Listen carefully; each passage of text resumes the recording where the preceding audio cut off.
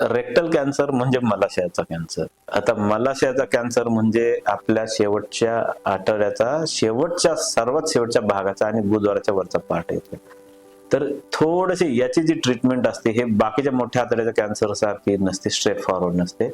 याच्यात आपल्याला वेगवेगळ्या ट्रीटमेंट मॉडॅलिटीज जसं की किमोथेरपी, रेडिएशन, सर्जरी ह्यांचे वेगवेगळे कॉम्बिनेशन्स करावे लागतात आणि मग ती ट्रीटमेंट प्लॅन केली जाते. हेतू काय असतो ट्रीटमेंटचा हे खूप महत्वाचं आहे. एक तर कॅन्सर मुळासकट बरा व्हायला पाहिजे हा हेतू, आणि दुसरा पेशंटची संडासची जागा वाचायला पाहिजे आणि ती परमनंटली पोटावर नाही यायला पाहिजे. हे दोन महत्वाचे हेतू आहेत.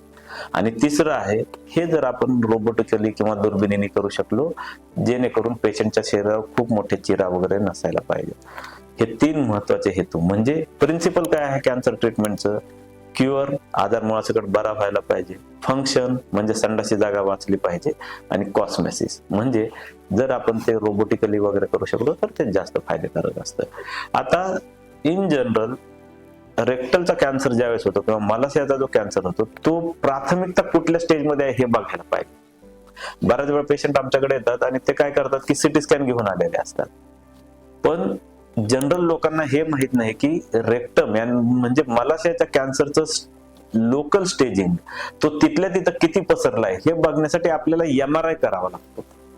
MRI जास्त सेन्सिटिव्ह आहे आणि मग MRI वर आपल्याला समजतं की तो आतड्याच्या अवयवांनाच, लेयर्सलाच, आवरणांनाच लिमिटेड आहे का, गंडमाच्या गाठीत पसरलेला आहे का, कडेचे अवयव जे की प्रोस्टेट आहे किंवा गर्भाशय आहे किंवा माग माकड हाड आहे त्याच्यावरचं कव्हर आहे याला कुठं चिटकलेलं आहे का, किंवा गंडमाच्या गाठीत पसरलेला आहे का, किंवा ज्या रक्तवाहिन्या आतड्याच्या आवरणांकडून लिव्हरकडे वगैरे जातात त्यांच्यात कुठं आजार पसरलेला आहे का, हे आपल्याला MRI वर ठरतं. बऱ्याच वेळा जर MRI वर आपल्याला लोकली ऍडव्हान्स डिसीज म्हणजे आजार मोठा आहे, आतड्याच्या आवरणातून बाहेर आलाय, भरपूर लिम्फ नोड इन्व्हॉल्ड आहेत असं दिसलं तर मग आपण विचार करतो की काय खरंच हा पेशंटचा आजार शरीरात पसरलेला आहे का. तर आपण पेट स्कॅन करतो, जेणेकरून पूर्ण शरीराचा स्कॅन करतो. म्हणजे आजार तिथल्या तिथं लिमिटेड आहे का तिथल्या तिथं पसरलेला आहे का पूर्ण शरीरात पसरलेला आहे हे पहिल्यांदा डिसाईड केलं जातं. याला स्टेजिंग म्हणतात आणि मग ट्रीटमेंट प्लॅन केली जाते. दुसरी महत्वाची गोष्ट आहे की आजार गुदद्वारापासून किती वर आहे. अप्पर आणि मिड 1/3 रेक्टम म्हणजे 10 ते 15 सेंटीमीटर जर आजार वर असेल तर संडासची जागा वाचवायचं 100% वाचते, त्यात काही अडचणच येत नाही. परंतु लोअर 1/3 रेक्टल असेल म्हणजे गुदद्वाराच्या जस्ट 5 सेंटीमीटर वरपर्यंत जर आजार असेल तर याच्यात बरेच डिसिजन परत कॉम्प्लेक्स होऊन जातात. इन जनरल पेशंटला सुरुवातीच्या पहिल्या आणि दुसऱ्या स्टेजमध्ये डायरेक्ट सर्जरी सांगितलेली जाते जर अप्पर 1/3 रेक्टल कॅन्सर किंवा मिडल 1/3 रेक्टल कॅन्सर असतील तर. परंतु लोअर 1/3 रेक्टल कॅन्सर असतील किंवा खालचे जर मलाशयाचे कॅन्सर असतील तर बऱ्याच वेळा आपल्याला इथं पेशंटला टोटल न्यूअडजंट थेरपी म्हणजे पूर्ण ट्रीटमेंट अगोदर आणि मग सर्जरी, त्याच्यात किमोथेरपी प्लस रेडिएशन, क्षकिरणांची ट्रीटमेंट आणि किमोथेरपी कंबाईन दिली जाते. साधारणतः हे ड्युरेशन 6 आठवडे चालतं. त्याच्यानंतर दर 14 दिवसाचे असे 6 ते 8 इंजेक्शन किमोथेरपी ते दिले जातात आणि त्याच्यानंतर 2 ते 3 आठवड्यांनी सर्जरी प्लॅन केली जाते. आणि ही ज्यावेळेस ट्रीटमेंट चालू असते त्यावेळेस मध्ये पेशंटचे पेट स्कॅन किंवा MRI केले जातात. आता रेडिएशन अगोदर द्यायचं का किमोथेरपी अगोदर द्यायचं हे पेशंटची काय लक्षणं आहेत, आणि दुसरी गोष्ट संभाव्य आजार शरीरात जास्त पसरतोय का लोकल तिथल्या तिथं राहण्याची शक्यता आहे ह्या फॅक्टरवर डिसाईड केलं जातं.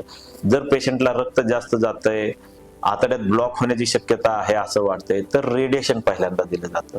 परंतु जर रक्तवाहिन्यांच्या नस नलिकेत जर कॅपिलरीज मध्ये जर डिपॉझिट्स आहेत असं दिसत असेल तर साधारणतः आपण किमोथेरपी पहिल्यांदा देतो. म्हणजे हे डिसिजन मेकिंग थोडस क्लिष्ट आहे. तरी पण लोअर 1/3 रेक्टल कॅन्सर मध्ये मेजॉरिटी ऑफ टाइम आपल्याला किमोथेरपी आणि रेडिएशन पहिल्यांदा द्यावं लागतं, मग किमोथेरपी दिली जाते आणि मग सर्जरीचा विचार केला जातो. तर रेक्टल कॅन्सर बद्दल आपल्याला जर ट्रीटमेंट मध्ये काही कन्फ्युजन असेल तर तुम्ही निश्चित प्रोलाईफला भेट द्या. आपल्या इथली जी सगळी टीम आहे ती टीम मिळून पेशंट बद्दल डिसिजन घेते आणि हे खूप गरजेचं आहे. याला मल्टी डिसिप्लिनरी ट्रीटमेंट मॅनेजमेंट असं म्हणलं जातं. रेक्टल कॅन्सर बद्दल आपल्याला काही प्रश्न असतील, क्वेश्चन असतील किंवा तुमचे रिपोर्ट तुम्ही आमच्या व्हॉट्सअप नंबरवर पाठवू शकता. आम्ही तुम्हाला टेलिफोन केली मार्गदर्शन करू आणि मग तुम्ही व्हिजिटला येऊ शकता. कॅन्सर बद्दल काही माहिती पाहिजे असेल खाली कमेंट बॉक्समध्ये कमेंट करा आणि निश्चित तुमच्या प्रश्नांना उत्तर देऊ. धन्यवाद.